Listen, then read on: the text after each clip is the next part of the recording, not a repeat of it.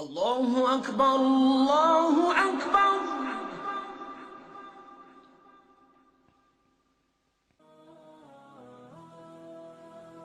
Во времена Умара ибн Аль-Хаттаба, да будет доволен им Аллах, произошла красивая история. Когда Умар, да будет доволен им Аллах, находился в мечети, произошло следующее. Двое юношей волокли за собой мужчину. Умар, да будет доволен им Аллах, спросил у них, что здесь происходит. «О повелитель правоверных, этот человек убил нашего отца», — ответили они. «Это правда? Ты убил их отца?» — поинтересовался Умар, да будет доволен им Аллах. В ответ мужчина сказал, что его верблюд находился на территории их отца, и когда он увидел это, то схватил камень и бросил верблюда, попав животному прямо в глаз. Я разгневался и в ответ бросил камень в него, и от полученной травмы он скончался. Умар, да будет доволен им Аллах, обратился к этим юношам. «Чего вы хотите?» «Мы хотим возмездия за убийство. Оно состоится», — сказал Умар, да будет доволен им Аллах. «О повелитель правоверных, прошу тебя, дай мне немного времени. Дело в том, что у меня есть младший брат. Недавно наш отец умер, оставив большое наследство, и только я знаю, где оно хранится», — умолял этот человек.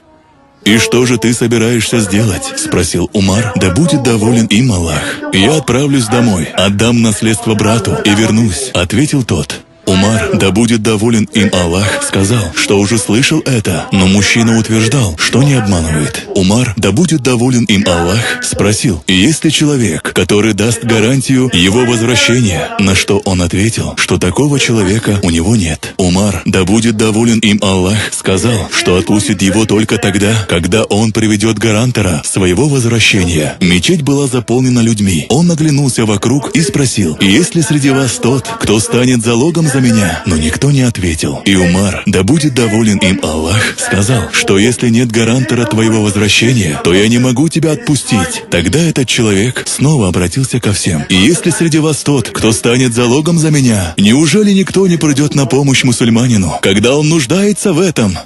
Вдруг некто из толпы поднял руку. Им оказался Абу Зар, да будет доволен им Аллах. Умар, да будет доволен им Аллах, обратился к нему. «Абу Зар, ты понимаешь, что делаешь? И если он не вернется, то ты лишишься головы». «Я осознаю, что делаю», — ответил Абу Зар, да будет доволен им Аллах. В итоге Умар, да будет доволен им Аллах, отпустил домой этого человека.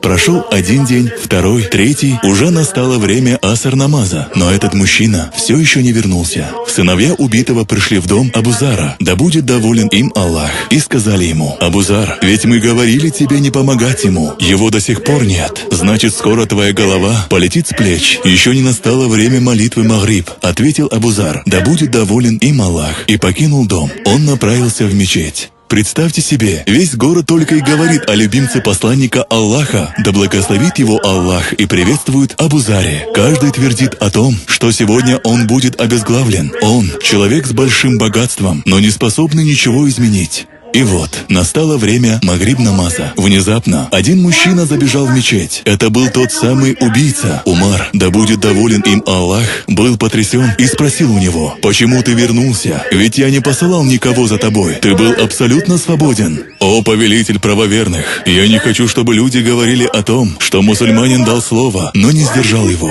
Тогда Умар, да будет доволен им Аллах, обратился к Абу Зару: «Почему ты согласился стать залогом за человека, которого не знаешь?»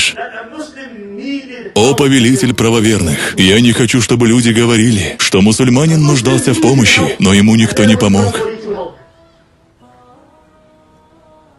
Умар, да будет доволен им Аллах, повернулся к двум юношам.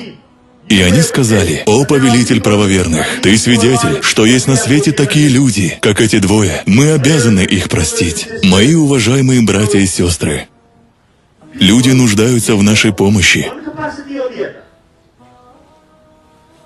Кому-то вы можете помочь поддержкой, кому-то деньгами. Если вы можете, вы должны изменить их положение любыми путями». Абдуллах ибн Мубарак, да будет доволен им Аллах, сказал: «Часто даже самые незначительные наши поступки являются большими перед Аллахом из-за намерения. И большие поступки являются ничтожными перед Всевышним из-за намерения. Allah because of